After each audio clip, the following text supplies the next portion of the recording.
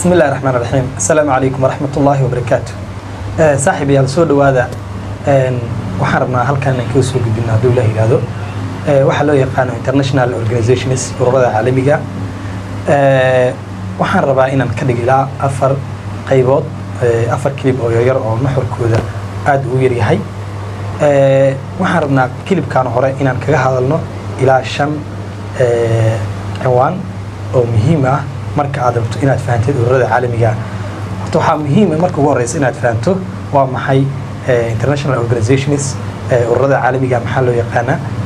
macnahan iyo baaxadda ay leeyihiin international organizations kana ayadana waxaan rabnaa inaan ka hadalno si kooban uga hadalno waxyaabaha muhiimka international organizations ka la rabo in laga helo ayadana maxay tahay taariikh ahaan adduunka international organizations ururada caalamiga taariikhda ay soo mareen iyo tadawurkii ay soo sameeyeen ayayna ayadana ka hadli doonaa sidoo kale tanuuciyada ay noqdo ay yani u qaybsamaan international organizations ka ayadana waan isla fiirin doonaa ugu horeyn waxaan rabnaa si kooban inaan ayada aan u sharaxno macnaha aan ku bilaawno bal horta marka hore ciwaanka koowaad oo ah macnaha waa maxay international organizations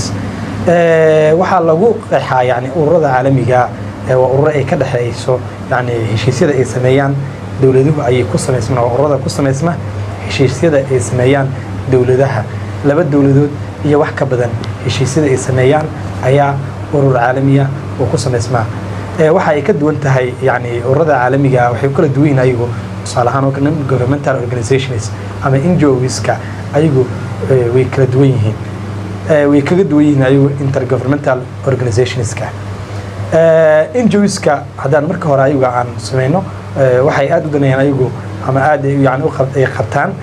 shaqooyin ayagu cayiman ayay waxa loo yaqaan NGOs-ku ay qabtaan waxaana ka mid ah tusaale ahaan haddaynu usoo qaadano International Committee of the Red Cross ama ICRC waxa loo yaqaano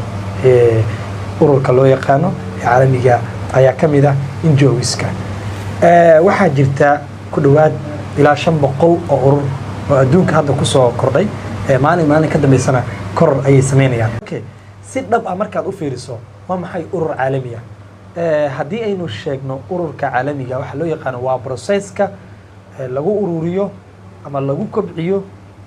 lagu adkeeyo xiriirada caalamiga ee dawladuhu ay sameeyaan ururadaasna waxa lagu lagu nadaamiyaa ama ay matalaan international organizations kaasi dawladaha xubnaha ka ah ayay matalaan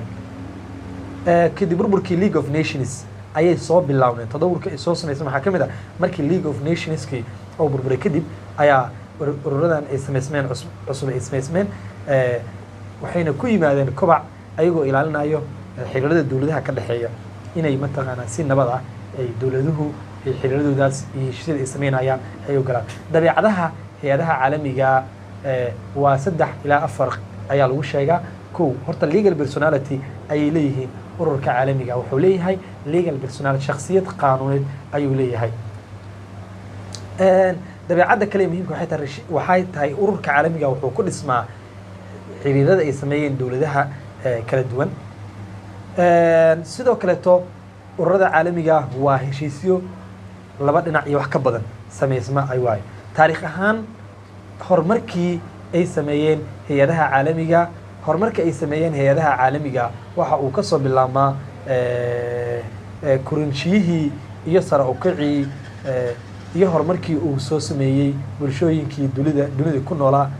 qarniyadii aynu tagay ayay ka soo bilowdaa waxaynu diiradda saaraynaa dhowr heshiisyo oo ku soo bilaabmay waxaa jira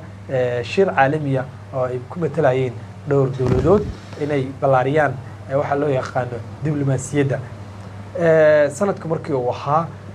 1648 heshiiska Westphalia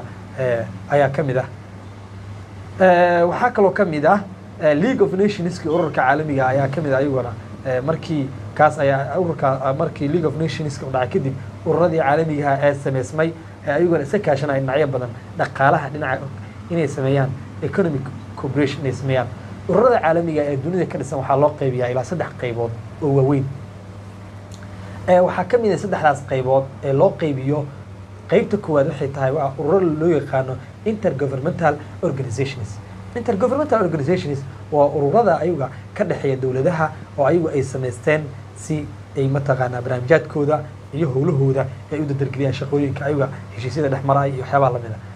ah. waxaa ka mid ah non intergovernmental organizations oo ayaga waxaa ka mid ah ICRC oo kale hore ayaan usoo sheegnay, waa ururada dowladaha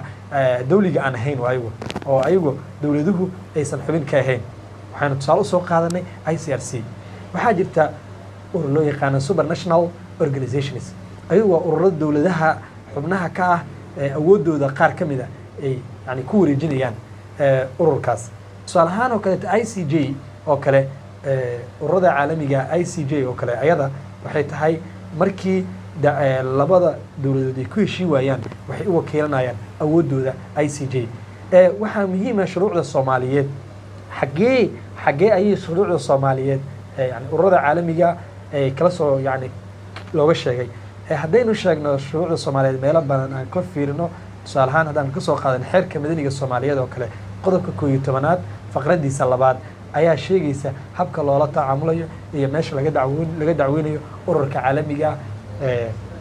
wuxuu leeyahay ururka caalamiga xeerarka Soomaaliyeed qodobkaas aanu sheegayno, qodobka 11 faqradiisa 2 waxay leedahay haddii ururka caalamiga la rabo in la dacweeyo waxaa laga dacweynayaa xaruntiisa meesha. haddii Soomaaliya ay tahay xaruntiisa weyn waxaa laga dacweynayaa Soomaaliya ayaa laga dacweynayaa. qaababka ururada caalamiga ama approacheska qaababka ururada caalamiga ah waxaanu ka fiirinaynaa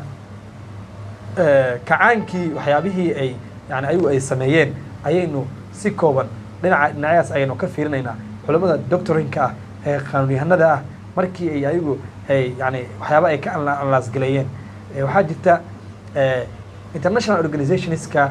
shaqooyin ay qabtaan. international organizationska waxaa ugu muhiimsan shaqooyinka ay qabtaan international organizationska waxaa ugu muhiimsan kow waxay ilaaliyaan madax banaanida dowladaha, yani sovereignty-ga dowladdan ayay ilaalinayaan organizationskan. waxa ay hubiyaan tartanka ka dhexeeya dowladaha dhanka dhaqaalaha haddii uu yahay dhinacyo badan ayay ka fiirinayaan si nabad ah ayagu mu suurtagelay oo si nabad ah ku hirgelay. waxaynu kala qaadaynaa classification of international organizationska ayaanu